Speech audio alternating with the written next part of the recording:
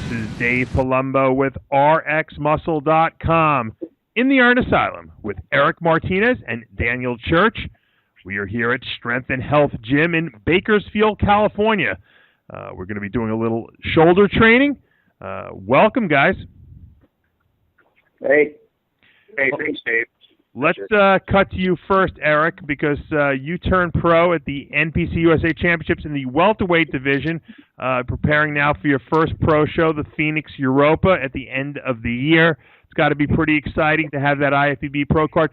Talk to me a little bit about what's been going on since you turned pro, leading up to your, obviously, Phoenix preparations.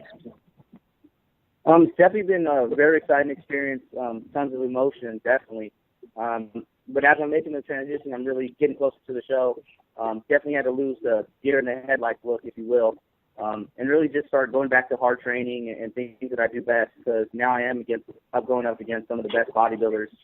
So I got to start training that way. And, what I did last time is no longer in existence. It's a totally different level. So I got to do things that I haven't done before. So definitely been working hard, getting all my meals in, training hard, and man, really just, utilizing my off-season. This is my first off-season that I had ever, so taking full advantage of that. That must be nice because you get to actually gain weight now. You don't have to make a weight class. That's correct. Kind of predicting, I don't really like to make predictions. I kind of let my body do the work, but hopefully looking to come in between 15 to 20 pounds heavier for this show. That's amazing. So, yeah, definitely. My off-season, I got up to about 225.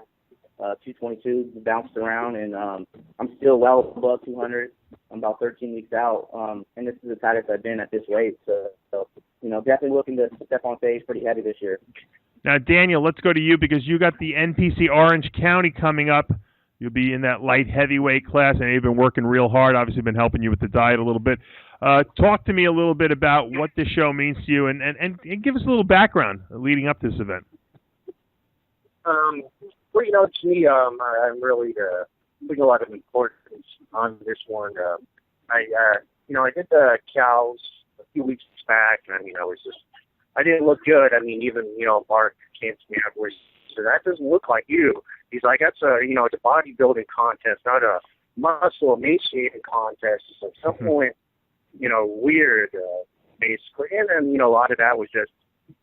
Going overkill with everything, not having a really proper plan in place. So, with your diet guidance and some other changes as well, I've actually put on muscle while stripping the body fat, which has been, nice.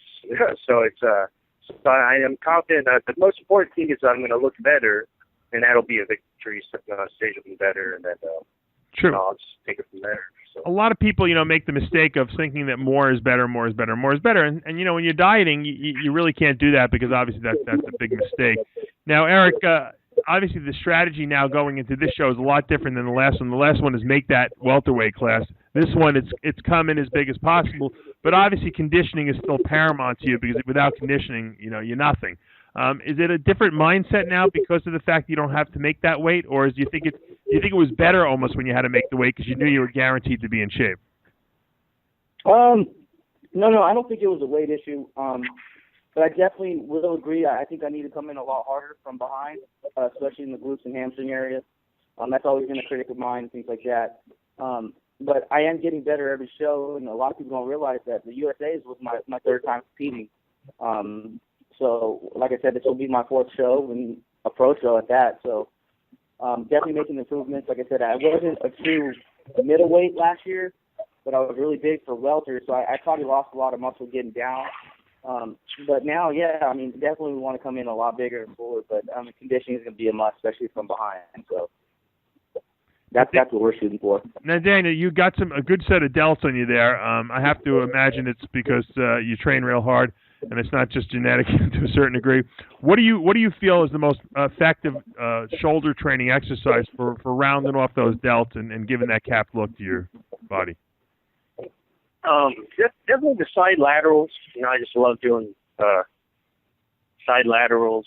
And then I've just experimented with different. I really try to squeeze it when I do, and focus on the contraction. And there's different time periods too, where maybe I'll I'll do the side laterals. We do them in this workout, but maybe I'll hold it at about 1/3 range of motion, and I'll hold it there for an 8 count, and then I finish the full extension.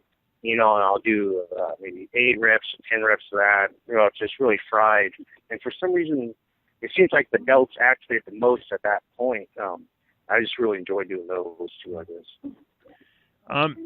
For certain exercises, obviously, I'm watching you guys do some rear delts. You got to really isolate those rear delts, and you can't go crazy with the weight, and I think a lot of people make the mistake of wanting to go heavy when they're doing isolating movements. Talk to me about the importance of form over weight, and, it's in terms of development goes.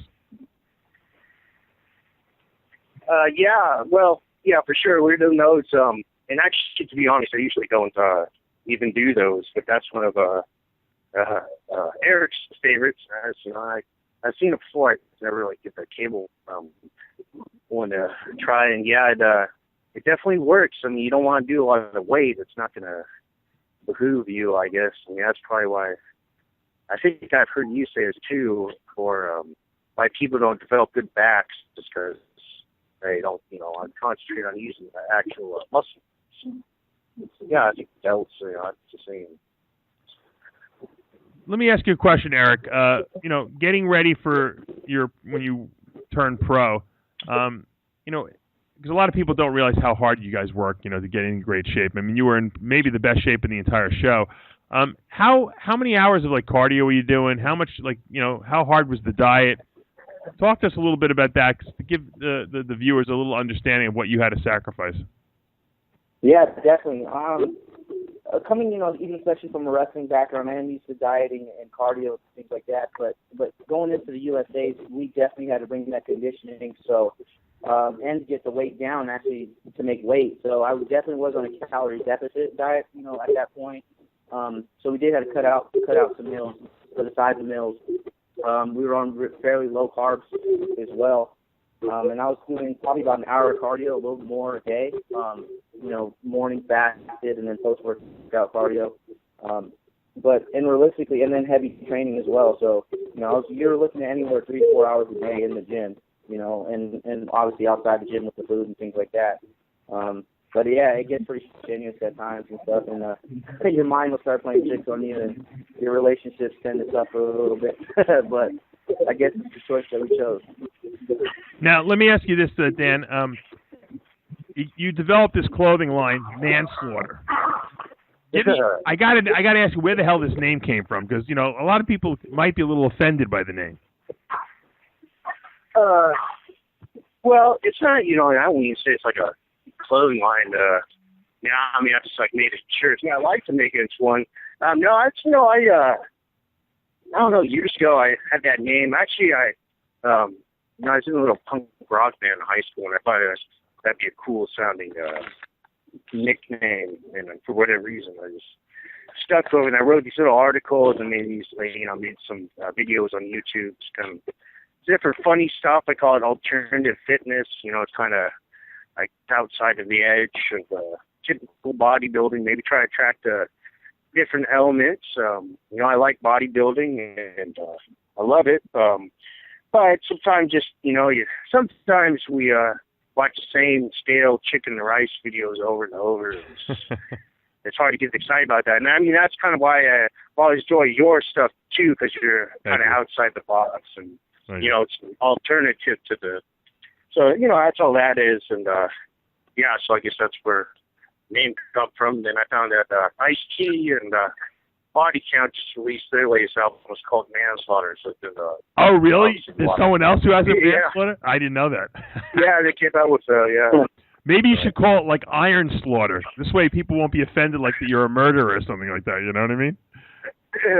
Well, yeah. It's a step below murder, though, really. So, That's true. That's true.